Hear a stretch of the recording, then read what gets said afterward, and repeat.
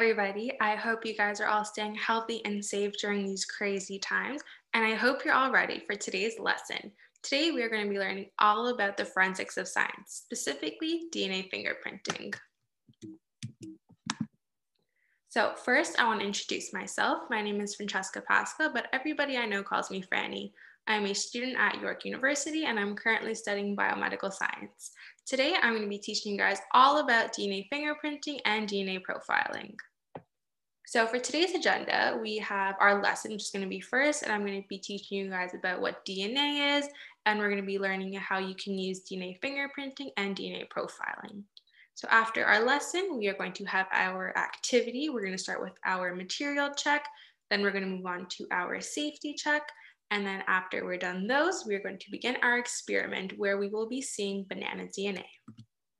So I know you guys have heard about DNA, but I want you to take a second to pause the video and think about what you think DNA is. So DNA is a super long molecule that has all of our genetic information.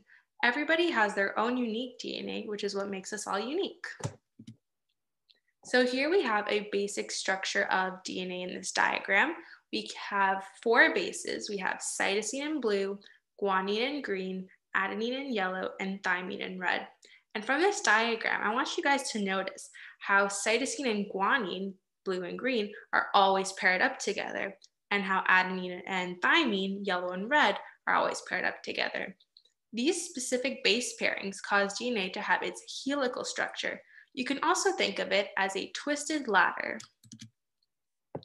So now that we know what DNA is, let's talk about DNA fingerprinting and DNA profiling. So what are these? They are ways of identifying someone based on just a sample of DNA. So this is done by looking at those unique patterns we mentioned earlier in the DNA. So let's talk about DNA fingerprinting.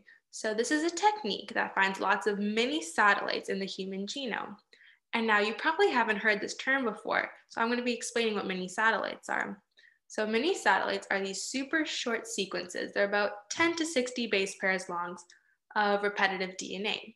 So one of the reasons that these sequences are so unique to everyone is because the number of repeats in every person is different. So now we're going to be talking about DNA profiling. So this technique uses microsatellites instead of mini satellites that are used in DNA fingerprinting. So they sound very similar, but there's one key difference.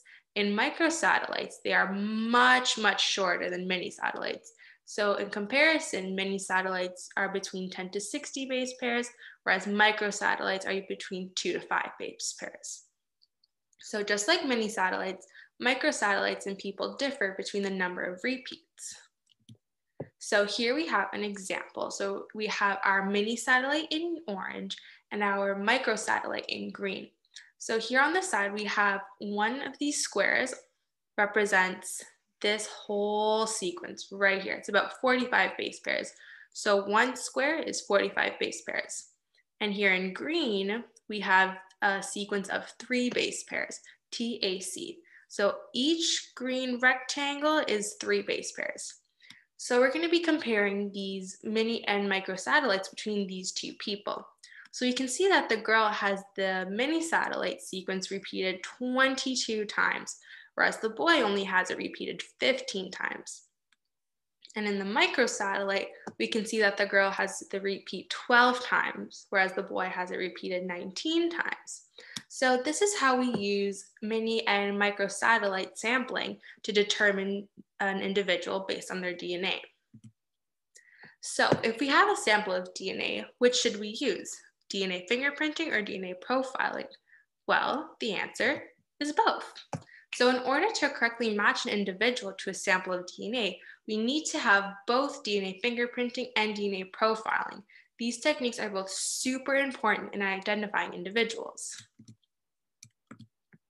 So let's reflect. I'm going to give you guys 3 questions, and after each question, I want you guys to pause the video, take a second to answer it, and if you get stuck, feel free to rewind the video and go back through the slides. So the first question is, in your own words, I want you to tell me what you think DNA is.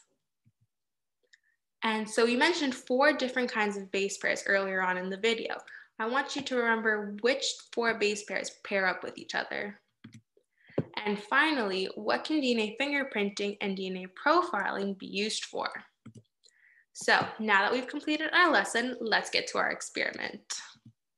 So for our material check, we are going to need a banana or a strawberry or any other soft fruit that you can easily squish. You're going to need 1 cup, preferably a clear cup. That way you can see the reaction that's going on.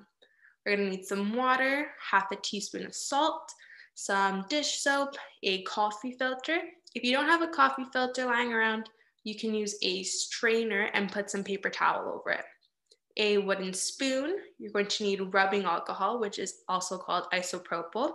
And before you start your experiment, you're going to want to put this in the freezer because you want your rubbing alcohol to be super cold. And we're going to want paper towels or cloth towels to lie down so that we don't make a mess everywhere. So now for our safety check. I want you guys to listen to and follow all the instructions that I give you extremely carefully. If you have long hair like me, I want you guys to tie it back or put it in a bun. That way it doesn't get in the way of anything. When we're doing our experiments, if you're walking around to do different things, make sure we're walking and not running, as running is super dangerous when doing an experiment.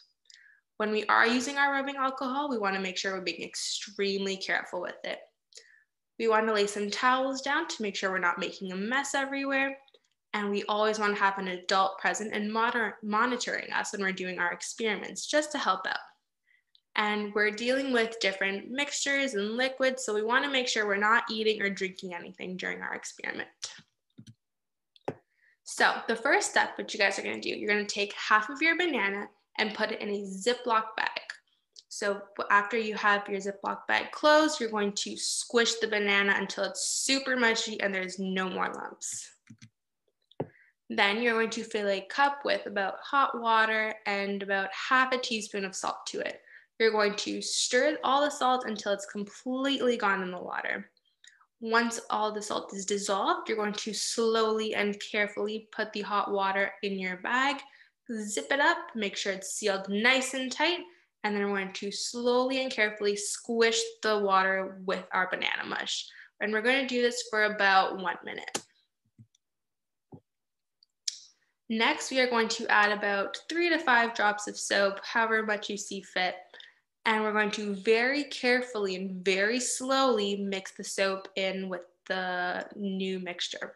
So we want to make sure we're doing this very slowly because we don't want any soap bubbles to form. And the reason we add soap to our mixture is because soap breaks down the cell membranes. So now that we have our soap mixed in, we're going to carefully put our coffee filter over our glass. You might want to use an elastic band to secure it in. And you're going to very carefully pour your mixture into the filter. So once the mixture has been poured, you're going to leave it there until all the liquid filters through. You might need to change your filter 2 or 3 times if you see that you still have a lot of liquid left, but not a lot is going through. At this point, you're going to want to get an adult to help you as it can get very messy. Once you see that all the liquid has poured through the filter, you can now take the filter out and throw it away. So now what you're going to do is we're going to add our rubbing alcohol. So you can do this 2 ways. You can either tilt the glass and pour it at an angle, or you can put a spoon at an angle right up against the glass and pour the rubbing alcohol onto the spoon.